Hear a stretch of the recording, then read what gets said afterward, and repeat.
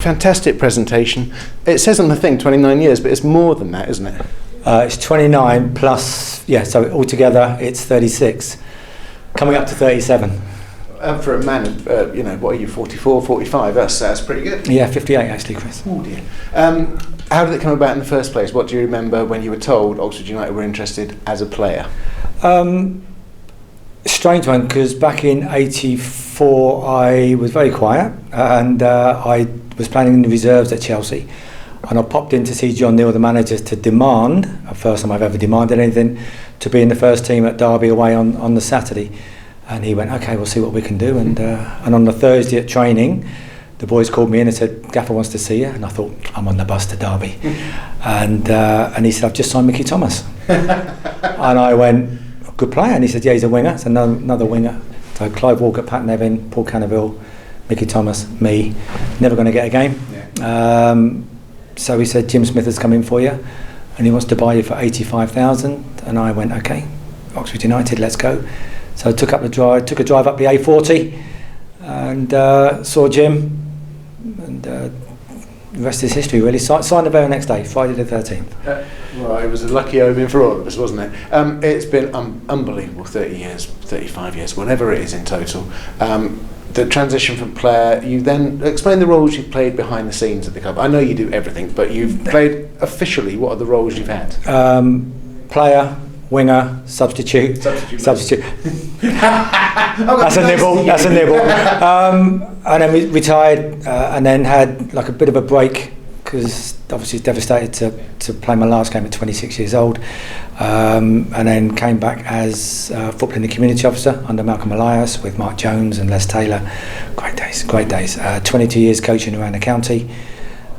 Good, thousands of kids and stuff, and then had 2 young children of my own late on, so needed a bit more money coming into the bank, and then came across to the commercial side.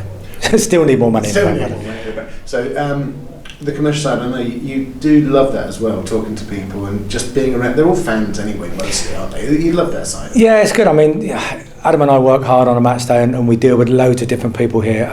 But the people I'm dealing with now were the kids I used to coach 22 years ago, and they're dads and granddads, and most of them have passed away now. Don't watch me play, but now there's it's like 3 generations really. So I do love it. It's great, being the front man and speaking to people on match days and it's what I love.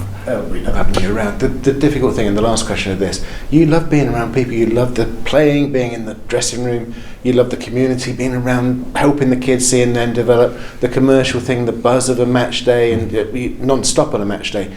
Without the fans, what's it like from your experience without the fans being here? Well, normally on a match day or a pre-match day, Adam and I would be buzzing and ready to go with the boxes and hosting nearly 500 people, and waiting for the people to come up the stairs. But at the moment, we're hosting 4 people if you're lucky.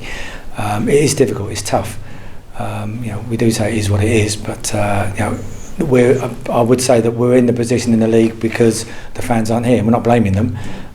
You could tell that when the fans came back in the other week and the whole game, and the boys stepped it up. But for us, working on hospitality and being involved in the community for all these years, it's hard. It's really hard.